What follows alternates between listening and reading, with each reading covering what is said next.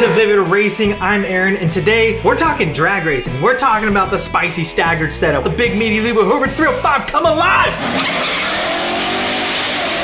This is Drag Pack 101, and by the end of this video, you guys are gonna have a solid foundation of what wheel setup to buy for your car, whether you're on the street or on the track or even both. So first and foremost, what is a drag pack? Technically speaking, this is a term that Ford used back in the day. However, over time it has become commonly used to reference a lightweight wheel and drag tire package. Now on the fronts, you will typically see a really skinny wheel setup. These are called front runners, or more commonly known as skinnies. These will typically be about 4.5 inches wide. Now the obvious reason for running these is weight reduction. They're quite literally half the size. I have heard arguments that there's more to it than just weight reduction, but that is the basic principle here. These really probably shouldn't be used for daily driving. Considering they're quite literally half the wheel of your traditional setup, you're gonna run the risk of cracking a wheel from hitting a pothole due to just simply how skinny they are. There isn't a whole lot of mass there to absorb the impact. But the real risk is the lack of traction, purely because there's not much of a contact patch at all. You're quite literally getting half the amount of traction to steer your car. So if you run into rain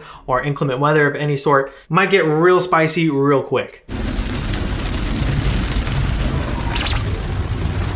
But keep in mind, for the daily drivers out there, you don't have to run a 4.5 inch wheel on the front to get your drag pack look. All the wheels I'm gonna show you today all have great staggered fitment options to maintain skinny-ish fronts. Now the biggest thing you wanna look for when fitting the fronts is making sure you have a large enough barrel to clear your brakes and spindles and everything else going on in there. If you have like a 6 or 8 piston brake kit with massive rotors, you're probably not gonna fit a 15 inch wheel on the front. You're probably looking a bit closer to your factory fitment, which probably has like a 17 or 18 inch wheel that are typically 7 to 9.5 inches wide. Unless you're the Roll Racing GTR that's 4-wheel drive, you don't really need thick, meaty sidewalls on the fronts. Your goal is that you get just enough tire on the ground to keep the car going straight with the least amount of rotational mass possible. Oftentimes you'll even see people run the factory fronts wrapped in like a Mickey Thompson street comp. All right, so that covers everything for the fronts. Let's move to the back where all that big, meaty thickness is. The overall goal here is to get a smaller radius wheel that opens up the wheel well for a big old meaty sidewall, and to have that big old wide and thick contact patch. You may notice that your atypical drag pack is gonna have bead locks on the rear as well. This is so you can run a really low tire pressure to let that sidewall twist and grip on launch without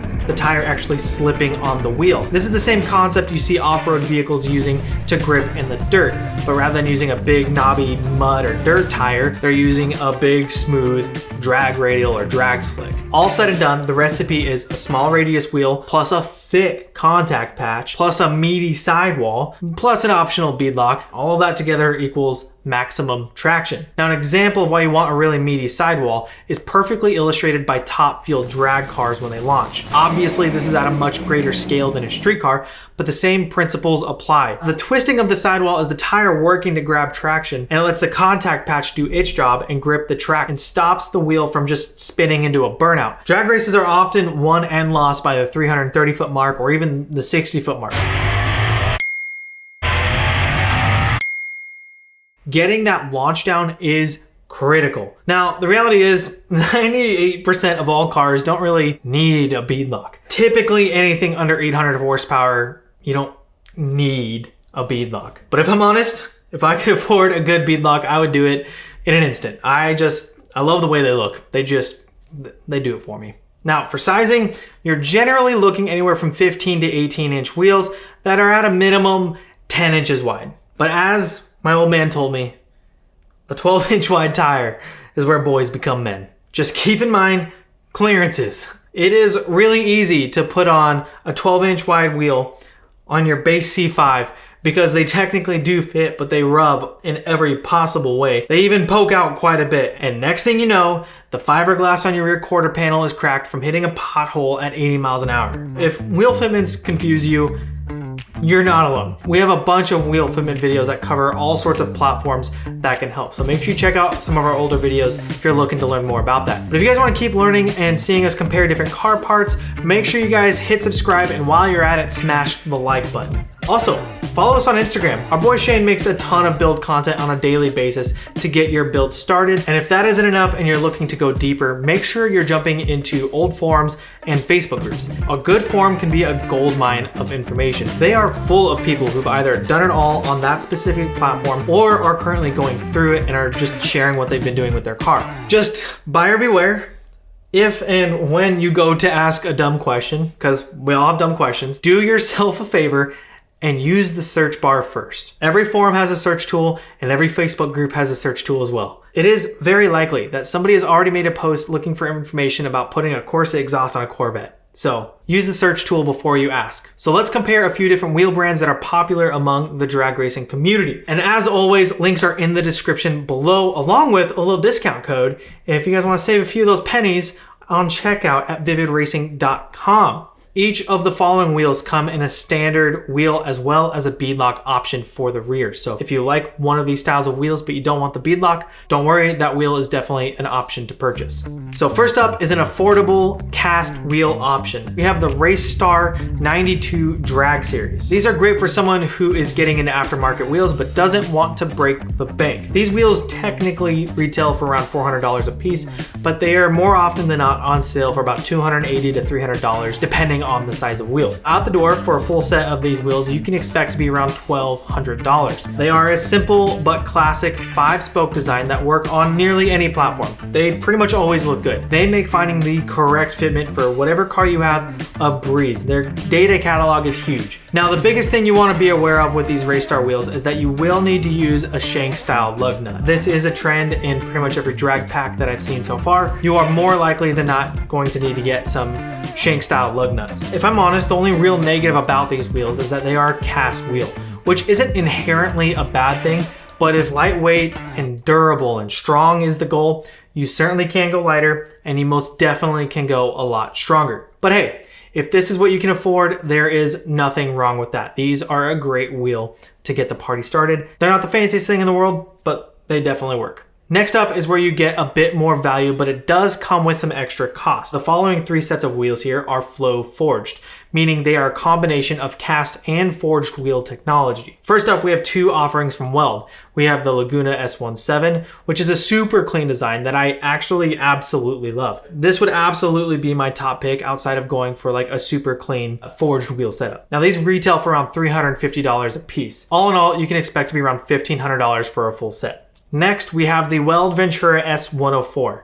Now, in my eyes, these are a direct upgrade from the Racestar 92s. And that's simply because they're both a simple 5-spoke design. The Ventura S104 definitely has a little bit more premium look to it. Out the door, a set of 4 of these wheels will cost around $1,600 to $1,700. Once again, based off of the size of the wheels you're looking for. And for our last flow forged wheel, we have the Forgestar D5. Just another classic, simple look. You generally can find these wheels from $400 to $500 a piece.